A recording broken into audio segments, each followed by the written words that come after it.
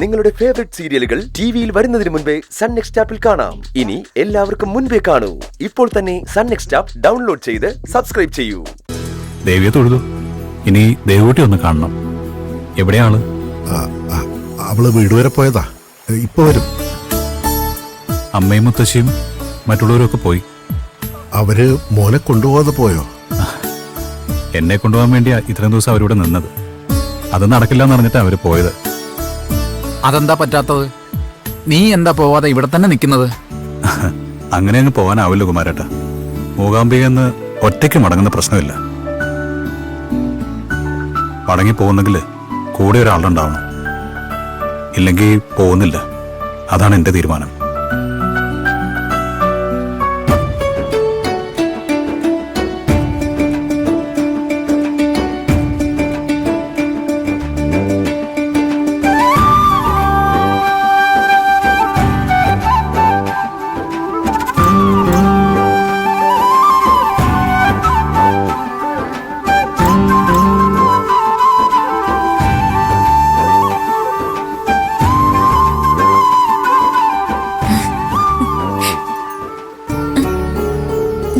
പുതിയ വള വാങ്ങിയോ? ഏയ്, വാങ്ങിയതൊന്നുമല്ല. സന്ദീപിന്റെ മുത്തശ്ശി കൊണ്ടുവന്ന് ഇട്ട് കൊടുത്തതാ.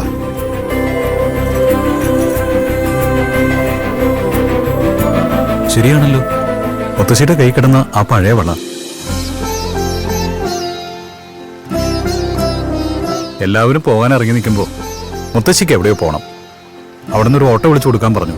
അപ്പോ മുത്തശ്ശി ഇങ്ങോട്ട് വന്ന കാര്യവും വളയിട്ട് കൊടുത്ത കാര്യവും ആരും അറിഞ്ഞില്ലേ? ഇല്ല, ഇവിടുന്ന് പുറപ്പെടും വരെ അതാരും അറിഞ്ഞിട്ടില്ല. ഇത് മുത്തശ്ശിന്റെ സഹോദരി മുത്തശ്ശിക്ക് ഇട്ടുകൊടുത്ത വളയാ.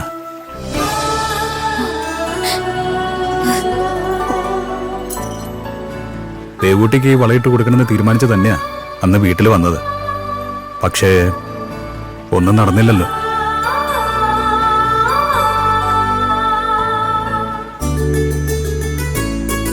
അല്ല, ഈ കുട്ടിയെ വേണ്ടെന്ന് പറഞ്ഞിറങ്ങിപ്പോയവര് പിന്നെ എന്തിനാ കൊണ്ടുവന്ന് വളയിടുന്നത്?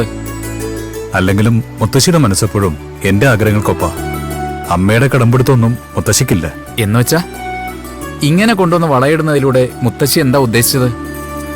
കൂടുതലൊന്നും എനിക്കറിയില്ല കുമാരേട്ട. ഒരു കാര്യത്തില് എനിക്ക് ഉറപ്പായി, എന്റെ മുത്തശ്ശിക്ക് ദേവൂട്ടി ഇഷ്ടമാണ്.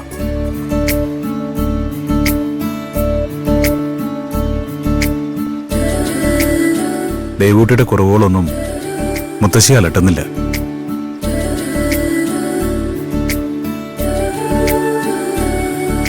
എനിക്കിപ്പോ കുറച്ചുകൂടി വിശ്വാസം വരുന്നു. എല്ലാം കലങ്ങി തെളിയും.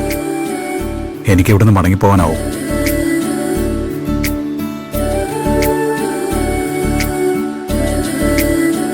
ആഗ്രഹിച്ചതുപോലെ തന്നെ ഞാൻ മടങ്ങിപ്പോവും. അത് ഒറ്റയ്ക്കായിരിക്കില്ല.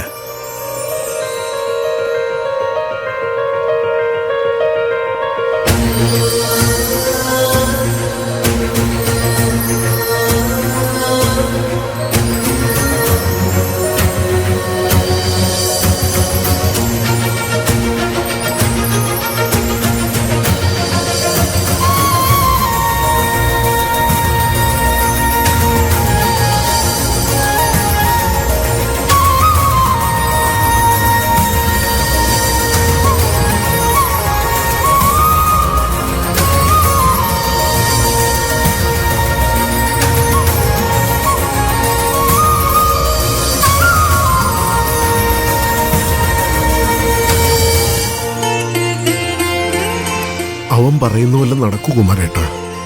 എനിക്കങ്ങനെ തോന്നുന്നില്ല. അങ്ങനെ തോന്നണം. ദേവി അതിന് വഴി കാണിക്കും.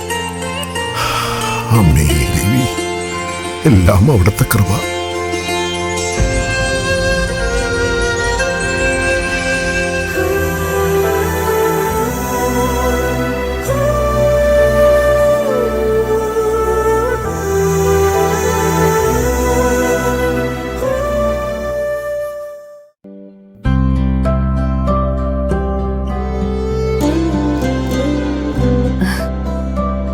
അമ്മയ്ക്ക് ദൂരയാത്ര ചെയ്തതിന്റെ ക്ഷീണം ഉണ്ടല്ലേ?